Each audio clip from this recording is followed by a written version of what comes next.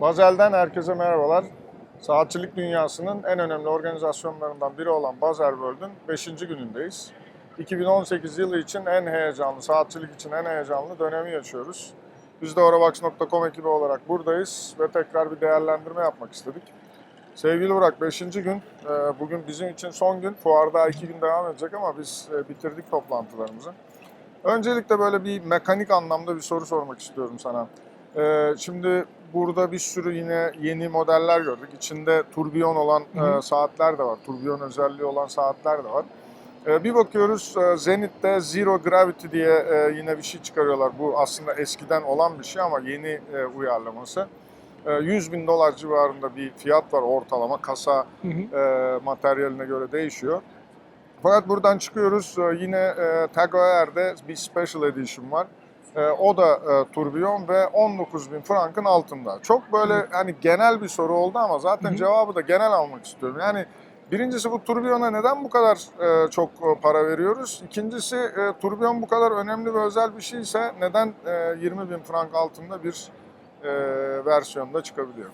Öncelikle şöyle söyleyeyim, yakın zamana kadar zaten 20 bin frankın altında bir turbiyon yoktu. Yoktu, evet. Yani turbiyonun 20 bin frankın altına düştüğü dönem geçen sene çıkan aslında Connected'la beraber satılan modüler kitin içinde gelen turbiyondu.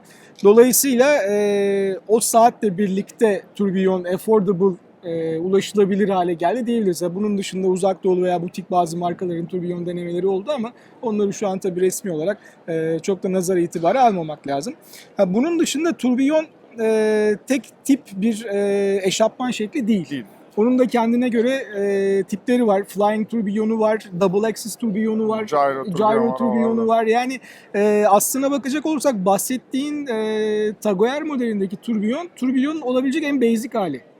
Aslında basic bir model, basic bir tip seçtikleri için onları da suçlamıyorum ya da herhangi bir şekilde eleştirmiyorum. Çünkü spor bir saatin içinde de öyle bir şey olması gerekiyor zaten. Sağlam olması gerekir. Yani sonuçta 4 bir yana açık, 360 derece kendi ekseni etrafında dönebilen bir turbiyonun spor bir saat içinde bence çok da yeri olmaması lazım. Peki sana göre yani bir turbiyon saat alınacaksa böyle 20 bin doların altında hani budget diyebileceğimiz bir şey mi alınır, yoksa turbiyon saat önemli bir komplikasyondur, zaten fiyatının pahalı olması gerekiyor. Böyle bir düşünce vardı bizde yani 5 sene öncesine kadar, 3 sene öncesine kadar böyle şöyle söyleyeyim, turbiyon aslında komplikasyon olarak tamamen cep saatleri için tasarlanmış bir eşapman şekli. Dolayısıyla günümüzde aslında duygusal anlamı dışında çok da bir şey ifade etmiyor. Yani sonuçta mekanik olarak daha iyi bir kalibre yapmaksa eğer amaç, bu turbiyonla elde edilecek bir şey değil zaten. Senin soruna dönelim. Turbiyon nasıl olmalı? Bence turbiyon 20 bin frankın altına indi diye alınacak bir şey değil.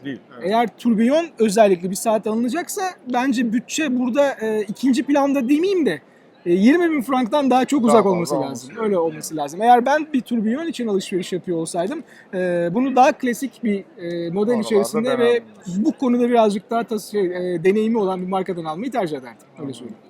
Peki bu turbiyonu ve konuştuğumuz 2 saati bir kenara bırakırsak hani mekanik anlamdaki gelişmeleri nasıl buluyorsun Basel World'da? Ya mekanik anlamda açıkçası ben saat endüstrisinin oldukça iyi gittiğini düşünüyorum. Çünkü öncelikle birim fiyata alınabilecek komplikasyonların da sayısı arttı. Teknik özelliklerin de sayısı arttı. Bugün, eskiden bir komplikasyon bile olsa anormal paralar ödüyorduk. Şimdi gelişmeye başladı. Aynen öyle. Şimdi bir defa yani ince veya kompakt saatlerin, kompakt kasaların tasarlanmasıyla birlikte ona uygun mekanizmalar da tasarlanmaya başladı ve bu mekanizmaların içinde barındırdığı özelliklerin sayısı arttı. Her şeyden önce bu önemli. Bunun dışında aynı fiyat bareminde ya da fix bir fiyat baremi seçelim. Mesela 4000 frank olsun bu. 4000 frankın altında alınamayan özellikler artık alınabiliyor. Bunun en basit örneklerinden bir tanesi Tudor'un çıkarttığı yeni Diver'ı, 39 mm'lik olan ve yine dün bahsettiğim GMT özellikle yeni saat.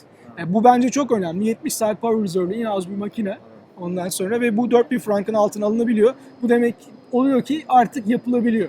Canım, dün de konuştuk ya, Arnold Densa'nın Globetrotter'ı yani müthiş bir gelişme, bence çok iyi ve işte 14 bin franktan falan bahsediyorlar. Aynen öyle. Bu paralara mekanik taraftaki fikrini anlayabiliyorum. Yani basit takılabilir, kullanılabilir, yani ortalama olan değerler ciddi şekilde yükselmiş durumda. Bunun dışında egzotikler de boş durmuyor. MBNF'e gittik biraz önce seninle.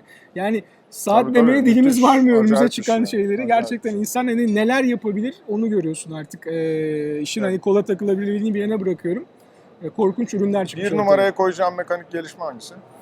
Bir numaraya koyacağım mekanik gelişme, ya ben biraz budget friendly bir adam olduğum için genelde bu gibi konularda Seyredenlerin çoğu da öyledir. herhalde. yani muhtemelen ondan sonra işin olması gereken kısmının bu olduğunu düşünüyorum. Çünkü alışveriş bu işi yaşatmanın en ana kollarından önemli bir tanesi, noktası. en önemli parçalarından bir tanesi.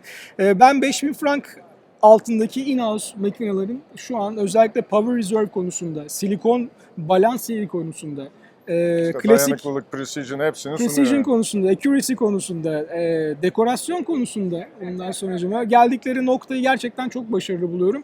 Tek bir saat ya da markaya ya da model söylemeyeceğim ama genel olarak bu fiyat baremindeki saatler çok başarılı. Evet. Bunu söyleyebilirim yani. İşin mekanik kısmı böyle. Senden de tasarımsal kısmını duymak isteriz. Neler düşünüyorsun? Pek çok saat gördük. Gerçekten çok ilginç tasarımlar vardı. Senin aklında kalanlar ne oldu mesela?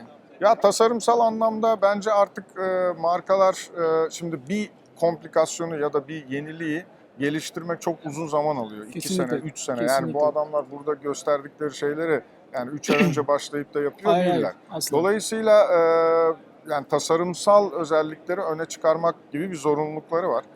Bakıyoruz mesela Patek Philippe'e gidiyoruz. Orada belki bugüne kadar çok tutulmayan bir 5205 degrade böyle mavi geçişli bir kadran yapıyor. Hepimizi çok etkilemeye başlıyor. Cezbetmeye Saatte en başlıyor. ufak bir Aynen mekanik öyle. herhangi bir Aynen değişiklik öyle. yok. Sadece o tasarımsal değişiklikle bizi etkiliyor. Onun ötesinde bu degrade geçişli kadranları, renkleri başka markalarda da görüyoruz. Kesinlikle. Aynı zamanda böyle neon diyebileceğimiz renkler öne çıkıyor. Değil İşte mi? Çok turuncular canlı öne renkler. çıkıyor, böyle pembeler var, acayip böyle mor renkler var. Bunlar yani mekanik özellikleri geride bırakmak değil ama ortadaki boşluğu doldurmak anlamında ortaya çıkan bir şeyler. Ben geçen seneki Guido Terreni, Bulgari'nin saat bölümü CEO'suyla yaptığımız röportajda Serpenti ile bağlantılı olarak işte bu high jewelry saatleri connected watch olarak yapılabilir mi falan diye sormuştum. Böyle ikimiz de birbirimize bakıp güldük ama şimdi gidiyoruz Tegaver'de full baget her tarafı böyle taştan geçilmiyor. 200 küsür bin euro gibi bir fiyatı var ve saat connected watch. Yani Kesinlikle. düşünebiliyor musun? Bir hanımefendi ya da bir böyle çok lüks giyinen bir bey alıyor Connected Watch ile her tarafı taş kaplanmış 5 limitli. O yüzden de bu iş biraz şeye gidiyor tasarımsal anlamda. Yani hep o cool olma terimi. Bende olsun başka kimsede olmasın. Adam artık şeye bakmıyor. Yok mekanik anlamda şöyleymiş böyleymiş. Bu tarz düşünenlerin sayısı gittikçe arttığı için bence tasarımsal anlamda böyle göze çarpıcı şeyler yapmaya çalışıyoruz. O neon renkler, turuncular dediğim gibi o ton in ton geçişler. Biz daha böyle mekanik taraftayız işte turbiyon şöyle dönüyor böyle derken çok büyük bir kısım da böyle koluna taktığı zaman göz alıcı şeyler istiyorlar. Bence markalar da biraz o tarafa doğru götürüyorlar bunu. Ben de benzer şekilde düşünüyorum ki zaten şöyle söylemek lazım. Yani teknolojinin içinden tasarımı çıkartmış olursak eğer bu bir Formula 1 otomobilini şehir içinde kullanmaya Gibi, benziyor. aynen Yani evet, öyle, müthiş tabii, teknolojik, tabii. belki onun kadar hızlı giden, onun kadar güzel Evet. viraj alan ya da duran bir otomobil yok. Ama ortada bir otomobil yok. O motoru tutmak için bir kabuk var sadece. Fakat çok önemli bir detay daha var. Bilmiyorum hani bu sadece benim mi dikkatimi çekti. Uzak doğudan gelenlerin sayısı gittikçe azalıyor. Aynı şeyi Bakıyorsun düşünüyorum. hiçbir şey göremiyorsun. Bu biraz trendlere de yansıyor. Yani oradaki uzak doğudaki trendleri aslında İsviçre saatçiliği çok kullanıyordu. Şimdi artık daha böyle yani Amerika ve Avrupa tarafına daha fazla konsantre olmuş durumdalar. Evet. O da enteresan sonuçlar çıkarıyor. Mesela Big Bang Unico dediğimiz Hublot'un saati artık 42 milim yapılıyor. Yani Big Bang ama Big'de değil artık. Değil. Ve yani Zenit'te gördüğümüz 40 milimetrelik pilot saatleri mesela. Evet, defileri yeni çıkarttıkları bu Evet. arada defi de inanılmaz bir şey. Yani İnşallah onu bir an önce seri üretime geçirirler. Çok bence önemli bir gelişme olacak saatçilikte. Kesinlikle. Ama bir bakıyoruz orada da ufaklar çıkıyor ve çok da kullanışlı. Yani ben Big Bang'i pek kendi koleksiyonuma düşünmüyordum ama bu 42 milimlik versiyonu eğer geliştirilebilirse farklı Tabii. kasa materyalleriyle, farklı komplikasyonlarla falan yani bilekte duruşu gayet iyi yani. Markanın Hublot olduğunu düşünecek olursak bence istemediğimiz kadar farklı versiyon ve Evet, renkle evet. karşılaşmamız Her an olası. çıkabilir. Her an çıkabilir yani. Evet.